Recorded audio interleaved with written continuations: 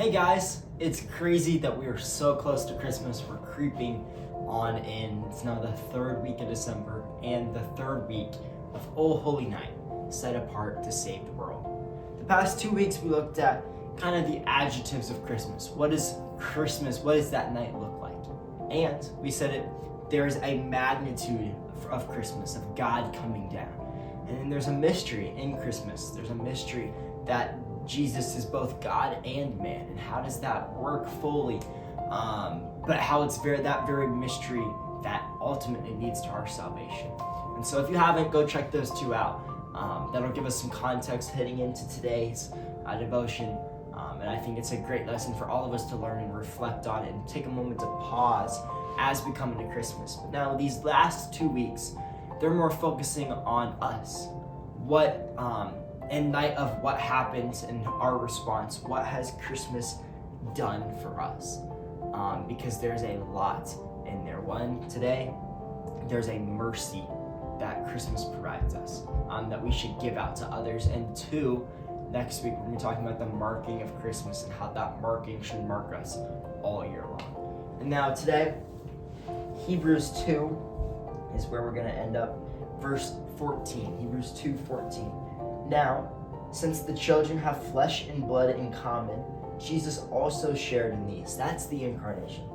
So that through his death, he might destroy the one holding the power of death, that is the devil, and free those who were held in slavery all their lives by the fear of death.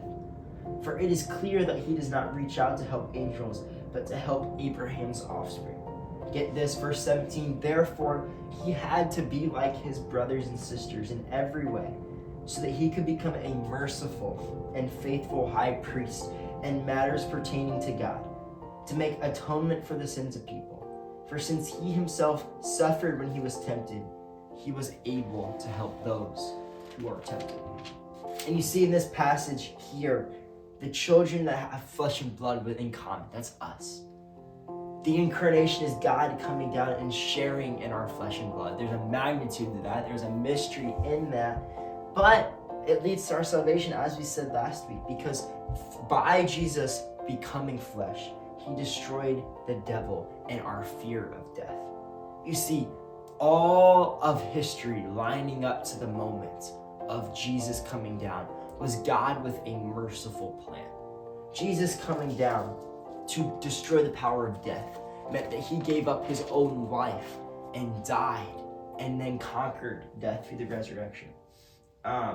Jesus does not come for angels, but he comes for us. It's God's plan of love toward humanity, his plan of mercy, giving us what we don't deserve. You see, as sinful humans who were in perfect union with God, but sin fell and separated ourselves from God, God had a way from the very beginning in the garden that he would send his son to crush the head of the serpent. And that is the devil. And so we see this being mirrored from Genesis 3:15 in Hebrews 2. And now to end it, he ends this chapter, the writer of Hebrews, saying, therefore he had to be like us in every way so that he could become a merciful and faithful high priest. Jesus can relate with us. He can relate in his temptation because he was tempted. And because he was tempted, because he suffered as we did, he is a merciful and faithful high priest. But at the same time, he never sinned. So he is a perfect sacrifice that could take our spot. Jesus is God's mercy on display.